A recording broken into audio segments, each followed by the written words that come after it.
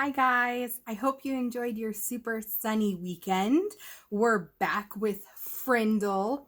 Remember, we just discovered that Frindle is a funny word that Nick made up for pen. So you can have fun this week using the word Frindle instead of pen. All right, here we go. Chapter 7, Word Wars. School was the perfect place to launch a new word, and since this was a major historical event, Nick wanted it to begin in exactly the right class, 7th period language arts. Nick raised his hand first thing after the bell rang and said, "Mrs. Granger, I forgot my frindle." Sitting 3 rows away, John blurted out, "I have an extra one you can borrow, Nick." Then John made a big show of looking for something in his backpack. "I think I have an extra frindle. I told my mom to get me 3 or 4. I'm sure I had an extra frindle in here yesterday, but I must have taken it. Wait, oh yeah, here it is." And then John made a big show of throwing it over to Nick, and Nick missed it on purpose.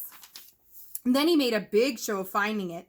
Mrs. Granger and every kid in the class got the message loud and clear. That black plastic thing that Nick borrowed from John had a funny name. A different name, a new name, Frindle.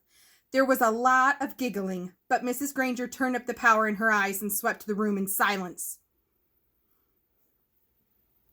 And the rest of the class went by according to plan. Her plan. As everyone was leaving after class, Mrs. Granger said, "Nicholas, I'd like to have a word with you."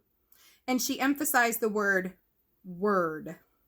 Nick's mouth felt dry and he gulped, but his mind stayed clear. He walked up to her desk. "Yes, Mrs. Granger?" "It's a funny idea, Nicholas, but I will not have my class disrupted again. Is that clear?" Her eyes were lit up, but it was mostly light, not much heat. "Idea? What idea?" asked Nick, and he tried to make his eyes as blank as possible. "You know what I mean, Nicholas. I am talking about the performance that you and John gave at the start of class. I am talking about this." And she held up her pen, an old maroon fountain pen with a blue cap.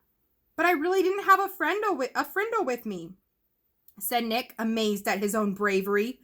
And hiding behind his glasses, Nick kept his eyes wide and blank. "He didn't."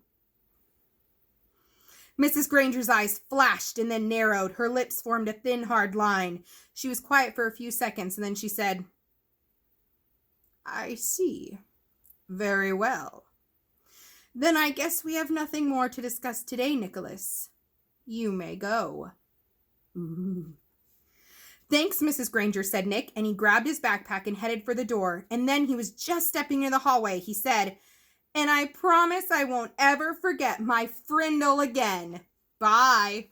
Ooh, it's starting to get good. All right, next chapter is chapter 8. Happy Monday, kiddos. I will see you on Wednesday for our next chapter. Woo!